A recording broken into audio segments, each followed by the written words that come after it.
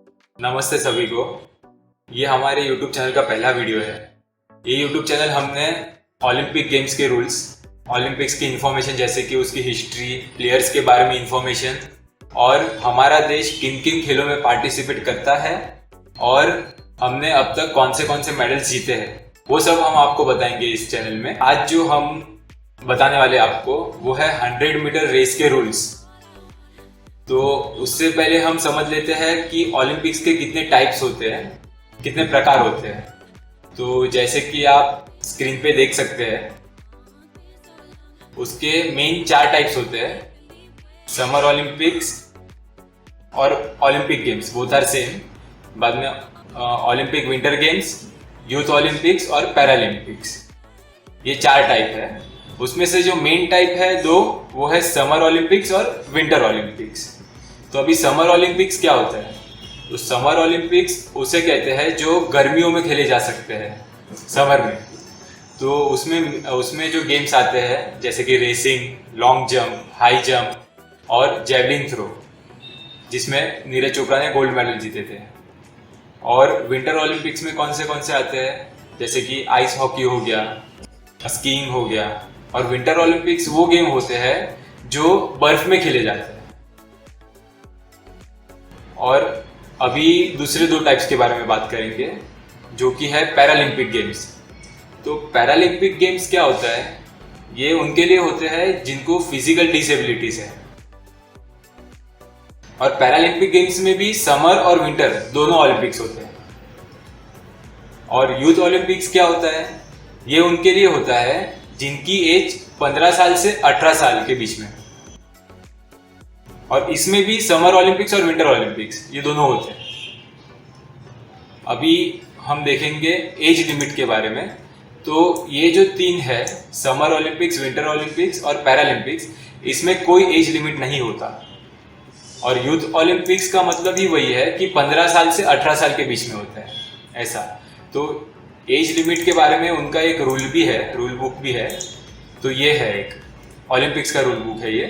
तो इसमें लिखा हुआ है, there may be no age limit for competitors in the Olympic games other than as prescribed in the competition rules of an IF as approved by the IOC executive board.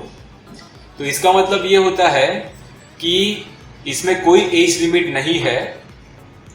अगर IF decide करता है कि age limit रखनी है, IF का मतलब international sports federation, अगर वो डिसाइड करता है ये गेम में एज लिमिट होनी चाहिए, तो ही एज लिमिट इसमें प्रोवाइड की जाएगी, नहीं तो there are no age limits इसके अंदर। ये हो गया ओलंपिक्स के टाइप्स के बारे में। तो अभी हम समझ लेते हैं कि स्पोर्ट्स और इवेंट्स के बीच में क्या डिफरेंस होता है। तो स्पोर्ट्स का मतलब आप जैसे यहाँ पे देख सकते हैं स्क्रीन पे, archery, artistic swimming, athletics, badminton, basketball, baseball, ये सब जो हो गए वो स्पोर्ट्स में हो गए। और एथलेटिक्स के अंडर में जो आते हैं गेम्स, उसे हम इवेंट्स कहते हैं, जैसे कि 100 मीटर, 200 मीटर, 400 मीटर रेस, बहुत सारे। तो ये हो गए उसके इवेंट्स। तो आज जो हम डिस्कस करने वाले हैं वो है 100 मीटर रेस, उसके रूल्स के बारे में। तो सबसे पहला जो रूल है 100 मीटर रेस के बारे में, वो है फॉल्स स्टार्ट। तो अभी फॉल्स स्टार्ट क्या होता है?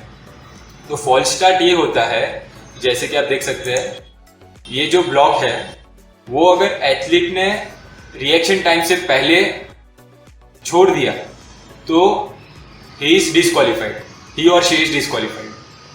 तो ये हो गया फॉल्स स्टार्ट। तो अभी रिएक्शन टाइम क्या होता है? सबसे पहले तो रिएक्शन टाइम ये होता है कि अगर किसी ने मुझे कहा कि मुझे पेन चाहिए, किसी ने मुझे आवाज़ लगाई पेन दीजिए, तो मेरे कान से मेरे हाथ तक जो टाइम लगना है, जैसे कि मैंने सुना और मेरे हाथ ने रिएक्ट किया, उसके बीच का जो डिफरेंस है, जो टाइम, वो 0.1 सेकेंड होता है। तो सेम वे इसमें भी है। तो जब गन शूट होता है और प्लेयर ब्लॉक छोड़ता है, वो दोनों के बीच में जो डिफरेंस है शुड बी 0.1 सेकेंड, वो दोनों के बीच का डिफरेंस। तो अगर 0.1 गन शूट होने के बाद अगर 0.1 सेकंड के पहले ही प्लेयर ने छोड़ दिया है तो उसका मतलब यह है कि सुनने के पहले ही छोड़ दिया उसने, so that is false start. तो 2011 के पहले ये रूल अलग था कि 2011 के पहले कैसा रूल था कि एक प्लेयर ने अगर फॉल्स स्टार्ट किया है तो फर्स्ट चांस वॉज अलाउड, लेकिन नेक्स्ट टाइम अगर किसी और प्लेयर ने भी किया फॉल्स स्टार्ट तो ही इज डिस्क्वालिफाइड। लेकिन 2011 के बाद वो रूल चेंज हो गया है और 2011 के बाद ये रूल आ गया कि अगर किसी ने फॉल्स स्टार्ट किया तो ही इज इंस्टेंटली डिस्क्वालिफाइड, ही और शी इज ऐसा। तो 2011 में यूसेन बोल्ट को फॉल्स स्टार्ट दिया गया था और उनको तुरंत ही डिस्क्वालीफाई किया गया था। तो ये हो गया फॉल्स स्टार्ट के बारे में।